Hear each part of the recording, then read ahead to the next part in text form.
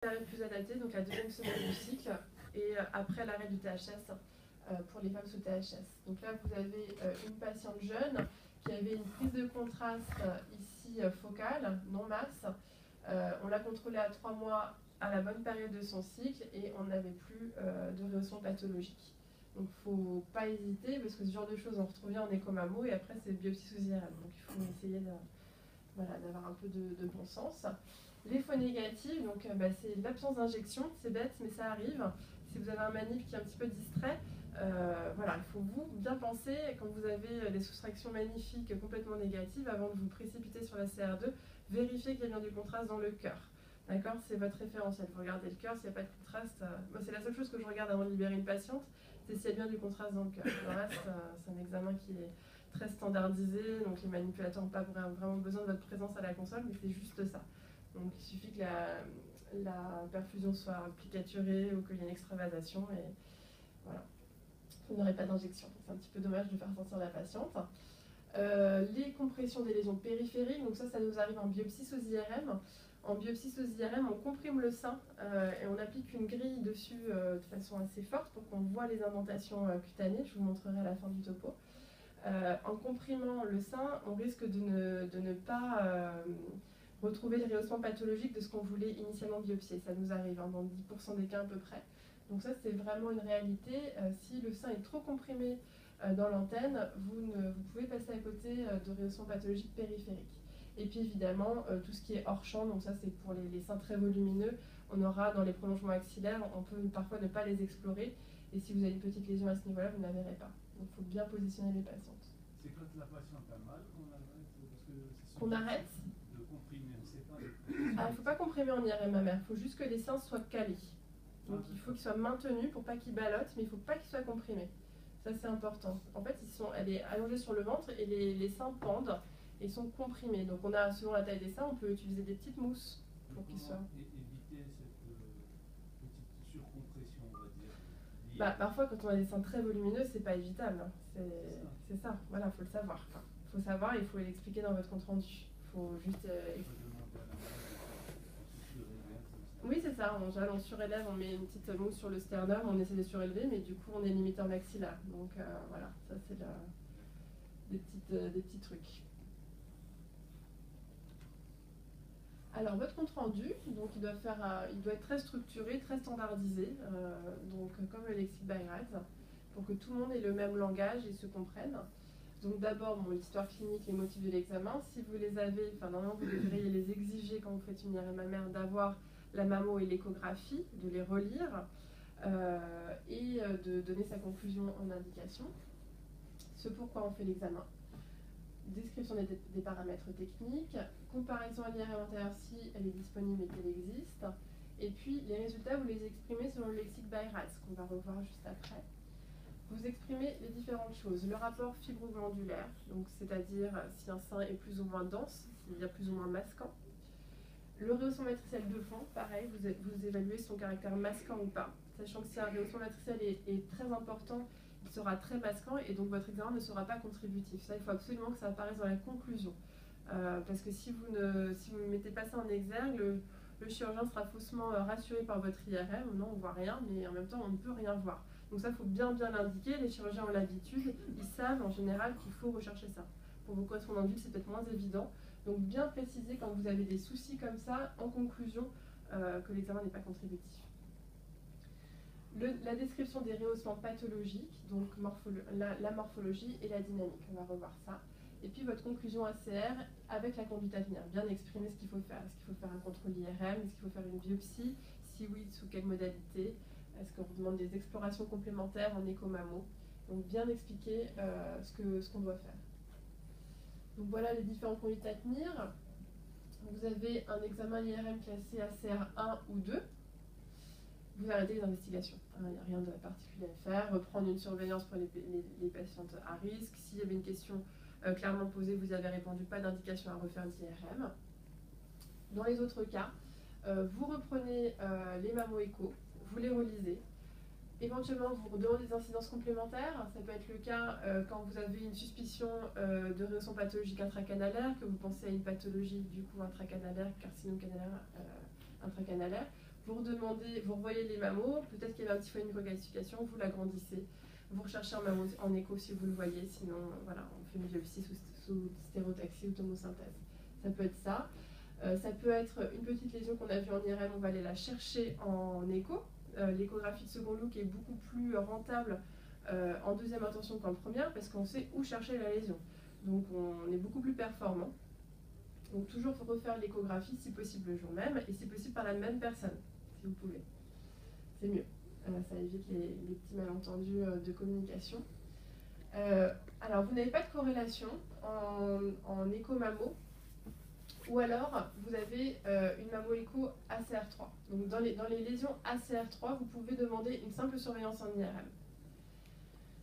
Quand vous avez une mammo-écho reclassée ACR4 ou 5, à ce moment-là, vous faites la biopsie en échographie si possible, et si ce n'est pas possible, en mammographie. Vous n'avez pas de corrélation pour les lésions ACR4 et 5. Alors là, vous êtes obligé de faire une biopsie ou un repérage sous IRM.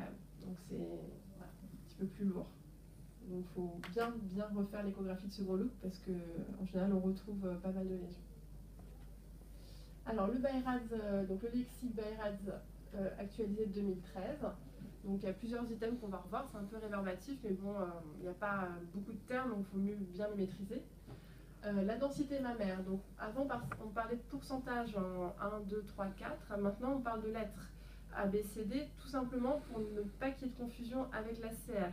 Parce qu'avant, les correspondants de ville souvent faisaient une confusion entre la densité mammaire qui pouvait être de type 4 et la conclusion qui en fait était de type 2. Donc ça donnait un petit peu des confusions et puis des situations un peu grotesques. Donc maintenant, on parle de densité A, B, C ou D. Donc on n'apprécie plus le pourcentage de glandes et de graisse. C'est plus un rapport de glandes et de graisse, mais c'est une appréciation focale. C'est-à-dire que vous pouvez avoir un sein qui est à 60% graisseux, mais s'il y a une zone glandulaire très dense et homogène, vous la considérez très masquante de type D, d'accord? Donc c'est vraiment plus une appréciation de pourcentage, mais de caractère masquant et même focal, pas global. Donc là vous avez des exemples typiques. Donc le sein graisseux homogène qui n'est absolument pas masquant. Vous avez le sein graisseux hétérogène, donc un petit peu de glande hétérogène qui est peu masquant. Un sein plutôt dense hétérogène, avec plus de glandes que de graisse, de type C. Et puis une glande complètement masquante, homogène, très dense, de type D. L'intensité du rehaussement matriciel, donc ça aussi c'est quelque chose, vous devez toujours commencer par ça. D'abord la densité mammaire, ensuite le rehaussement matriciel. Parce que ça pose un petit peu le contexte, enfin pas le contexte, mais l'interprétation de l'examen. Est-ce que mon examen va être rentable ou pas?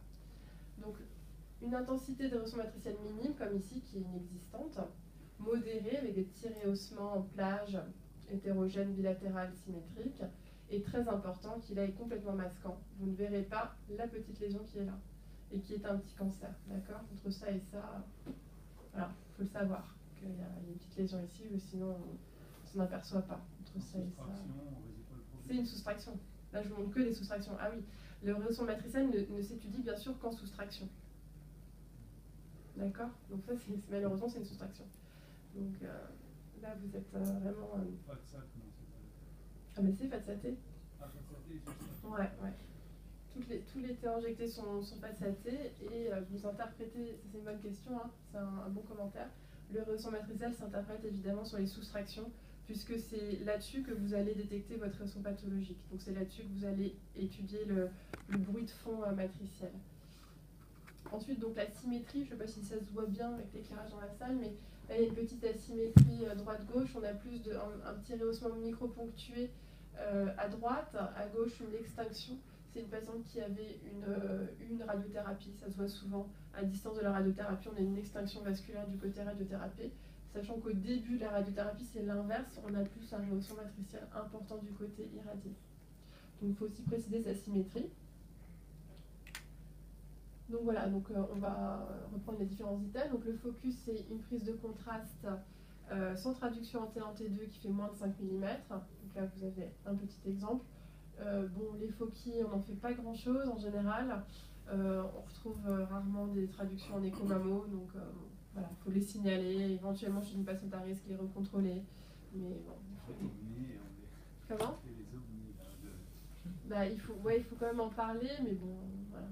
Après, c'est plus une asymétrie ou des regroupements. Donc là, on sera peut-être plus dans du rehaussement régional. Ou voilà, il ne faut pas se tromper. Un focus, c'est vraiment juste un rehaussement isolé. De moins 5 mm, ça n'a pas vraiment de valeur pathologique. On le contrôle dans quel intervalle de temps? En général, on ne les contrôle pas. Et si on les contrôle, chez une patiente à risque, c'est à 3 mois. Premier contrôle à 3 mois et ensuite 6 mois. Sinon, vous allez en contrôler beaucoup pour rien. Mais bon, au début, vous pouvez les contrôler.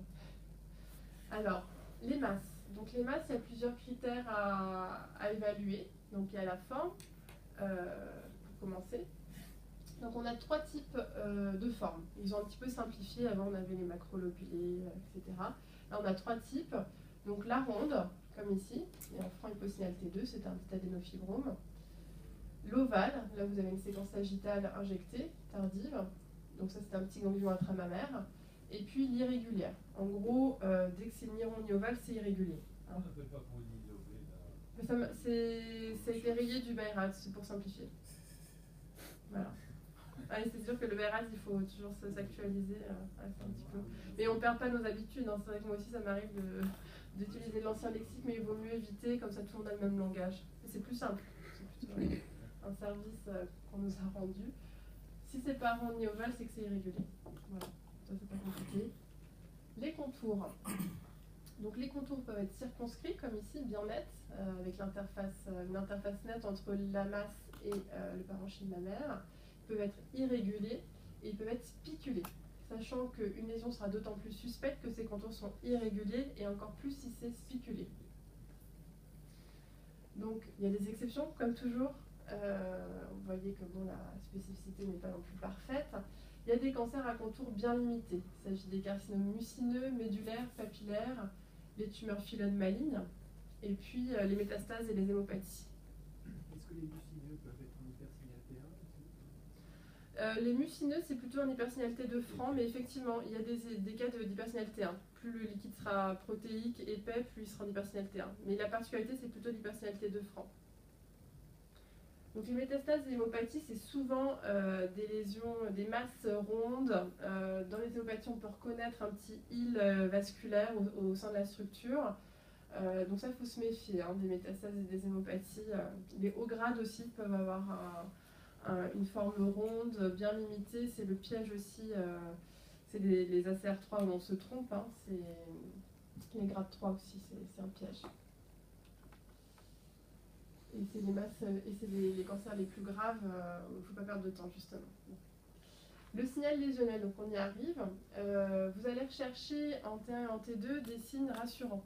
Donc l'hypersignal T1 est toujours signe de bénignité. Donc il peut être graisseux quand il est abaissé en saturation de graisse. Donc vous allez regarder votre signal en T1 non fat saté et T1 fat saté. S'il devient noir après saturation de la graisse, c'est que c'est graisseux. Donc les lésions qui contiennent de la graisse, typiquement sont les plus fréquents, le ganglion intramammaire, l'amartome, c'est du sein dans le sein, et puis la cytostéatonécrose. L'hypersignal T1 peut être hématique quand il persiste après saturation de la graisse, donc les kystes remaniés, les ectasies canalaires à contenu protéique, les hématomes. Voilà, donc ça vous pouvez les classer ACR2. Donc des exemples de signal graisseux. Ici, vous avez une masse ovalaire de contours circonscrits.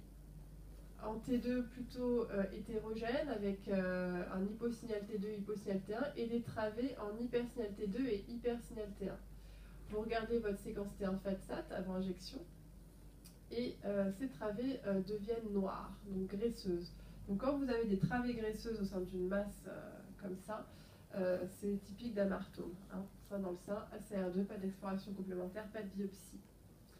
Cytostéatonécrose, donc là vous avez une petite masse qui est irrégulière avec des contours spiculés, qui a un centre en hypersignal T2 et hypersignal T1 qui s'abaisse après saturation de la graisse, donc avec de la graisse en son centre, c'est typique de cytostéatonécrose.